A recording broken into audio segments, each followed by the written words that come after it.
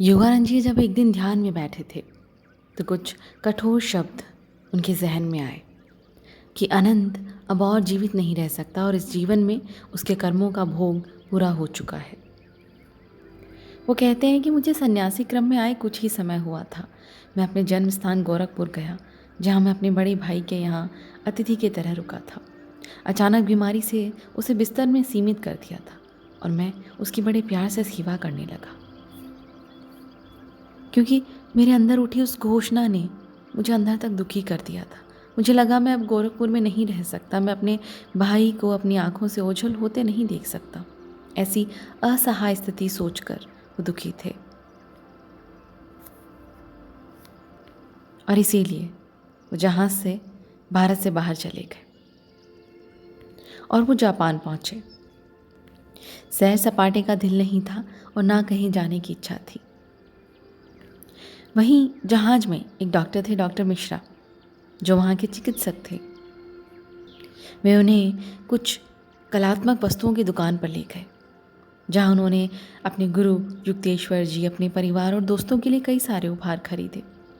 अनंत के लिए नक्काशी वाला बांस से बना बड़ा सा उपहार लिया और जैसे ही चीनी सेल्समैन ने वो उपहार उनके हाथ में दिया, वैसे ही वो उनके हाथ से गिर गया और ये देखकर वो रोने लगे।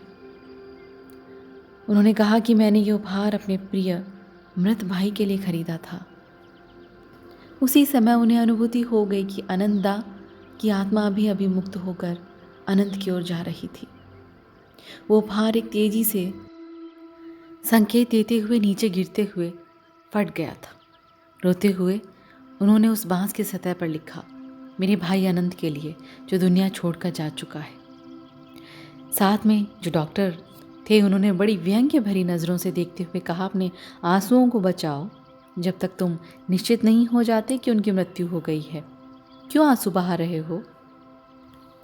लेकिन मुझे पता है अनंतदा अब नहीं रहे। जब जहाज वापस कलकत्ता पहुंचा तो डॉक्टर मिश्रा उनके साथ ही थे और उनका छोटा भाई बंदरगाह पर उन्हें लेने आया था। और जैसे ही वो आया, उसने बताया कि उसी तारीख को, उसी समय जब वो शंघाई में उपहार खरीद रहे थे, अनंत की मृत्यु हो चुकी। ये सुनकर डॉक्टर बहुत आश्चर्यचकित हुए। इसके बाद उन्होंने रांची में एक योग स्कूल की स्थापना की, जिसकी प्रेरणा उनके गुरु युक्तेश्वर गिरी जी ने दी थी। उन्होंने कहा था कि तुम्हें संगठन में काम करना होगा। ऐसा मनुष्य जो अपने सांसारिक कर्तव्यों को त्याग देता है, उसे वृहद परिवार के लिए किसी प्रकार का उत्तरदायित्व लेना होगा, तभी वह अपने इस त्याग के साथ न्याय कर पाएगा। तुम्हें युवाओं को सर्वसंपन्न शिक्षा देनी होगी। और इसी के बाद योगानंद जी ने एक ऐसा स्कूल बनाने का संकल्प लिया जहां युवा बच्चे एक संपूर्ण पुरुष बन सकें। वो स्कूल हर तरह से प्रेरणादायक था और कई सारे बच्चों ने वहाँ पे एडमिशन लिया। वो एक आवासीय विद्यालय के जैसा था। उनके पास वहाँ बहुत सारे जानवर भी थे और एक हिरन था जिससे बच्चे बहुत प्यार करते थे। एक बार योगानंद जी अपने रांची के कुछ छात्रों के साथ घूमने के लिए निकले और गंतव्य पर पहुंचकर उन्होंने खाना खाया, एक पेड़ के नीचे बैठ गए और चारों तरफ छात्रों ने उन्हें घेर लिया। उनमें से एक छात्र ने पूछा, गुरुजी कृपा करके बताइए, यदि आपके साथ हमेशा त्याग के मार्ग में मैं रहूं तो? उन्होंने जवाब दिया, नहीं, तुम्हें ज़बरदस्ती घर ले जाएंगे और फिर बाद में तुम्हारी शादी करा दी जाएगी। उस समय उसे इस बात पर यकीन नहीं हुआ और उसने गुस्से में कहा, केवल जब मैं मर जाऊंगा तभी मैं घर ले जाया जाऊंगा।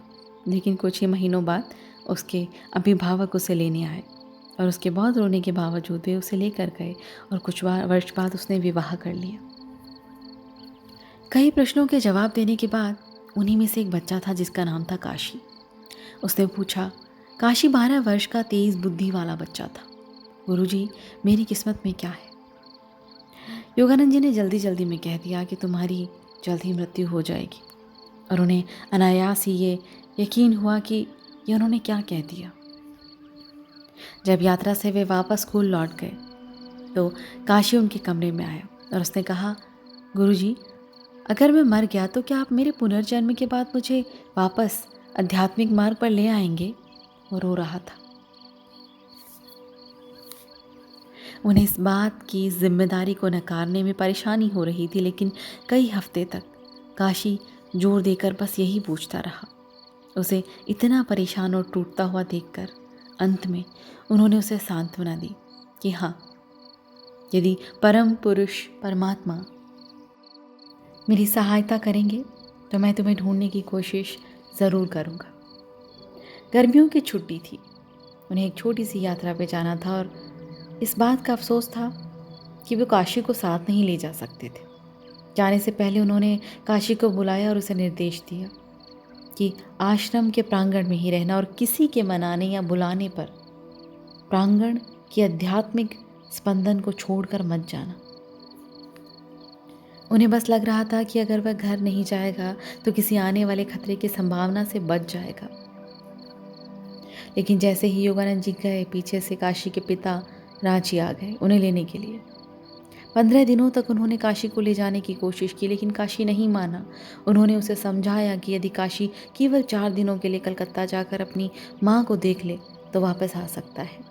काशी लगातार मना करता रहा। पिता ने अंत में कहा कि वे पुलिस की मदद लेंगे। उसके पास कोई चारा नहीं था, उसे जाना पड़ा। कुछ दिनों बाद योगानंद जी वापस रांची पहुँचे और उन्हें पता चला कि काशी को ले गए हैं कलकत्ता, और वे फ़ौरन कलकत्ता के लिए निकल पड़े। वहाँ उन्होंने एक घोड़ा गाड़ी करी और हावड़ा ब्रिज के पास से पहुँची तो उन्होंने देखा कि काशी के पिता कुछ रिश्तेदारों को शोक की पोशाक में वहाँ से जाते देखा। उन्होंने दौड़कर उनके पिता को कहा, तुमने मेरे लड़के को मार दिया। उसके पिता को पहले ही आभास हो गया था कि उसने काशी को ज़बरदस्ती कलकत्ता लाकर सही नहीं किया। कुछ दिन जब वह लड़का वहाँ था तब उसने कुछ दूषित खाना खाया और उसे कॉलरा हो गया, जिससे उसकी मौत हो गई।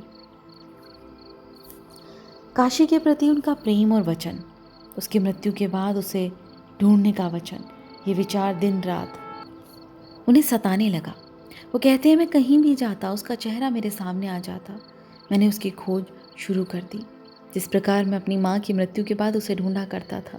मुझे लगा ईश्वर ने सोचने की शक्ति दी है, मुझे उसका उपयोग करना चाहिए। अपनी शक्तियों को उन सूक्ष्म नियमों का पता लगाने में करना चाहिए जिससे मैं उस बालक को सूक्ष्म लोक में ढूंढ सकूं। मुझे समझ आ गया था कि काशी की अतृप्त इच्छाओं के तरंगों यानी स्पंदनों में एक धड़कती आत्मा थी।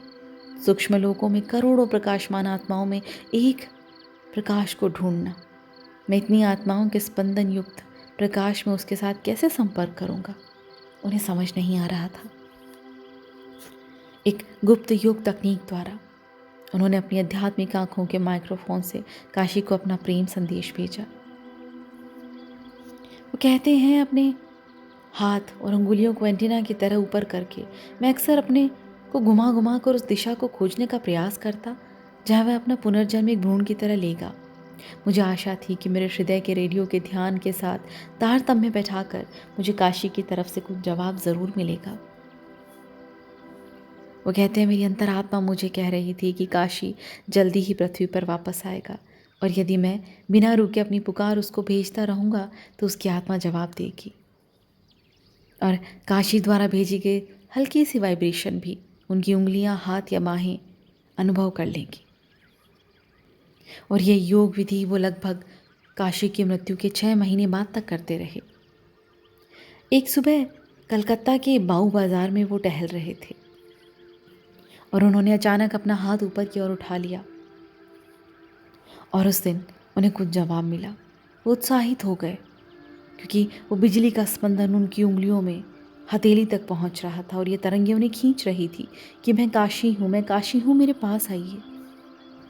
उन्हें उसकी भरभराती सी आवाज़ में उसका बुलावा बार बार सुनाई दे रहा था। उन्होंने अपने दोस्तों से कहा, मुझे लगता है मैंने काशी को ढूंढ लिया है। वे गोल गोल घूमने लगे, इधर उधर आने जाने वाले लोगों को देखने लगे कि वो तरंगें कहाँ से आ रही हैं।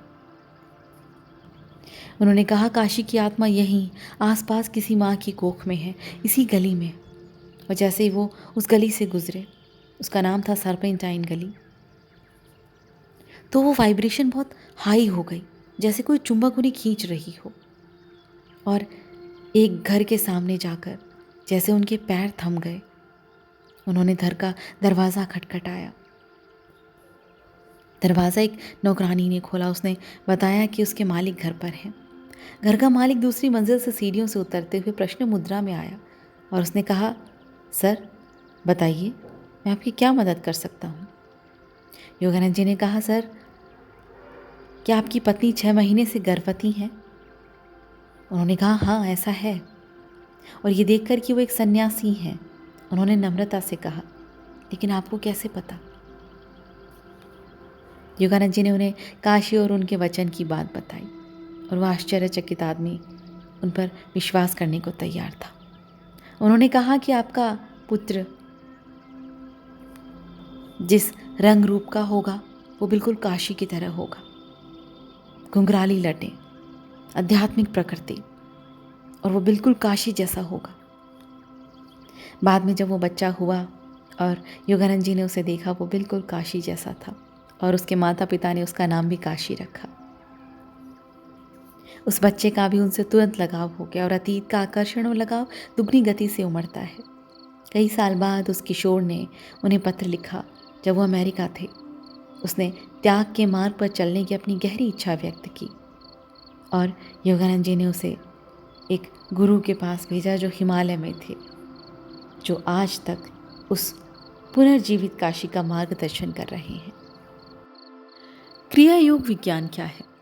क्रिया योग विज्ञान के बारे में इस पुस्तक में कई बार जिक्र हुआ है। इसको आधुनिक भारत में प्रचारित करने में योगानंद जी के गुरु लाहिड़ी महाशय का बहुत बड़ा योगदान रहा। क्रिया का मूल संस्कृत शब्द क्रह, जिसका अर्थ है करना और प्रतिक्रिया, यही मूल शब्द कर्म में भी है, प्राकृतिक नियम का कारण और प्रभाव। इस प्रकार क्रिया योग जोड़ना यानी एक विशिष्ट विधि के द्वारा स्वयं को अनंत के साथ जोड़ना। एक योगी जो इसकी तकनीक या विधि को निष्ठापूर्वक नियमित अभ्यास करता है, कर्म अथवा कारण के सार्वभौमिक बंधन से मुक्त हो जाता है। क्रिया योग एक सरल मनोवैज्ञानिक विधि है जिसके द्वारा मानव के रक्त को कार्बन रहित बनाकर उसे ऑक्सीजन से पुनः रिचार्ज अथवा पुनः ऊर्जावान कर दिया जाता है। अतिरिक्त ऑक्सीजन के अणुओं को जीवन तरंगों में रूपांतरित करके मस्तिष्क और मेरुदंड के केंद्र अथवा हमारे शरीर के चक्रों से एक नई शक्ति का संचार पैदा किया जाता है। शिराओं में रक्त यानी अशुद्ध रक्त को इकट्ठा होने से रोककर योगी तंतुओं में होने वाली कमी अथवा उन्हें विकार होने से रोक सकता है। एक उन्नत योगी अपनी कोशिकाओं को विशुद्ध ऊर्जा में बदल सकता है। एलिजा, ईसा मसीह, कबीर और कई अन्य पैगंबर क्रिया अथवा इसी प्रकार की तकनीकी में निपुण थे जिसके द्वारा वे अपने शरीर को प्रकट या अंतर्धान कर सकते थे। क्रिया एक प्राचीन विज्ञान है और लाहिड़ी महाशय ने इसे अपने गुरु महाअवतार बाबा जी से प्राप्त की थी, जिन्होंने इस तकनीक अथवा विधि जो अंधकार युगों में खो गई थी, इसे फिर से खोजा और परिष्कृत किया। और लाहिड़ी महाशय से महाअवतार बाबा जी ने कहा था कि जिस क्रिया योग को मैं तुम्हें दे रहा हूँ वह उसी विज्ञान का पुनरुत्थान है जिसे कृष्ण ने अर्जुन को दिया था और जिसे बाद में पतंजलि ने जाना। ये Isa Masih, Saint John, Saint Paul और अन्य शिष्यों के ज्ञान में भी था। ध्यान के समय सुनाई देने वाली ध्वनि ओम ही वास्तव में ईश्वर है और वही ब्रह्मानंद यानी ओम के निर्माता हैं। ओम एक रचनात्मक शब्द है और यह स्पंदन यंत्र की आवाज़ है। यहाँ तक कि योग का एक नया साधक भी अपने अंदर इस अद्भुत आवाज़ ओम को सुन सकता है। इस प्रकार के आनंदमय अध्यात्म के प्रोत्साहन से भक्त यानी साधक पूरी तरह से निश्चित हो जाता है कि वास्तव में यह दिव्य शक्ति या सूक्ष्म लोक के संपर्क में है।